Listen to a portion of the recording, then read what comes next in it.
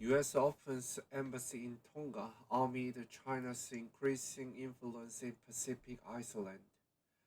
U.S. President Joe Biden pauses with leaders from the U.S. Pacific Island Country Summit at the White House in Washington, September 29, 2022. CNN. The United States opened the embassy in the Pacific Island nation of Tonga on Tuesday, Washington's latest move to broaden its diplomatic footprint in the region where China has been increasing its influence in recent years. The announcement came the same day the White House confirmed that President Joe Biden will travel to Papua New Guinea during a trip to the Indo-Pacific region later this month, marking the first visit of the sitting U.S. president to the Pacific country. U.S. State Department spokesperson Matthew Miller described the Tonga embassy opening as symbolizing the renewal of our relationship and underlines the strength of our commitment to our bilateral relations to the people of Tonga and to our partnerships in the Pacific region. U.S. Vice President Kamala Harris had announced the Biden administration's intent to open the Tonga embassy, along with one in Kiribati last year during the Pacific Island Forum leaders meeting.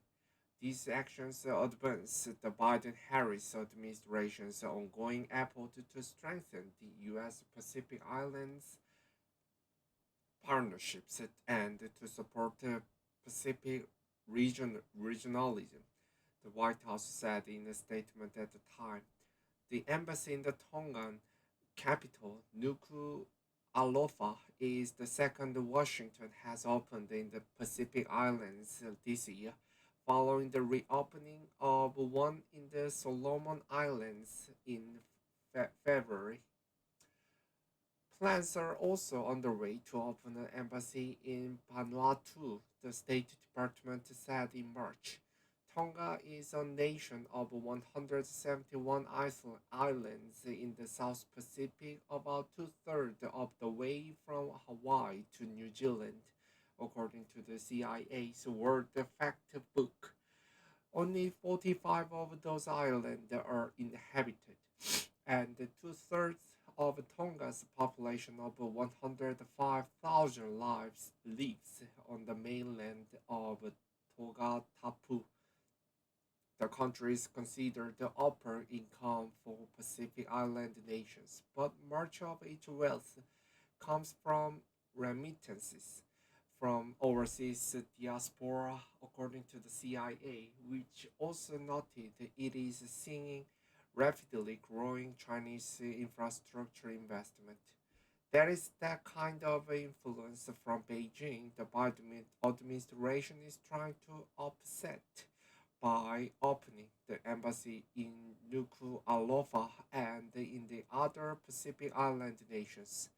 Last fall, the White House announced the first ever U.S. national strategy for the Pacific Islands, which includes the increased diplomatic presence, more U.S. Coast Guard and military deployment to the region, programs to fight climate change, and the effort to boost infrastructure as well as education.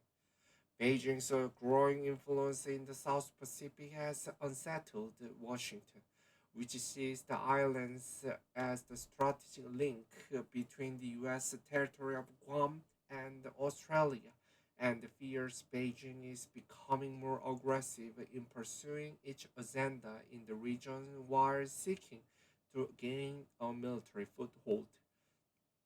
Biden's upcoming trip to Papua New Guinea will take place between stops in Japan and Australia, according to White House Press Secretary Karine Jean-Pierre, who called the partnership between the U.S. and the Pacific Island countries critical.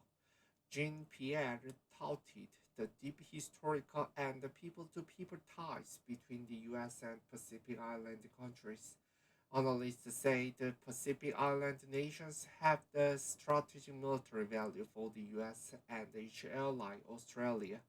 The islands sit astride a key passageway for US and Australian naval ships and merchant ships.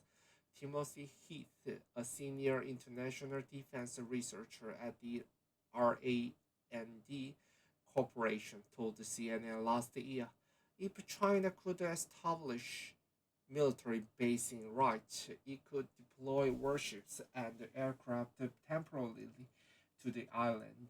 Each ships and airplanes could threaten US and Australian ships and aircraft that passed by, he said, adding that even a boosted presence short of a military one could help China collect sensitive intelligence on US and Australian military operations. CNN's Basti Klein contributed to this report.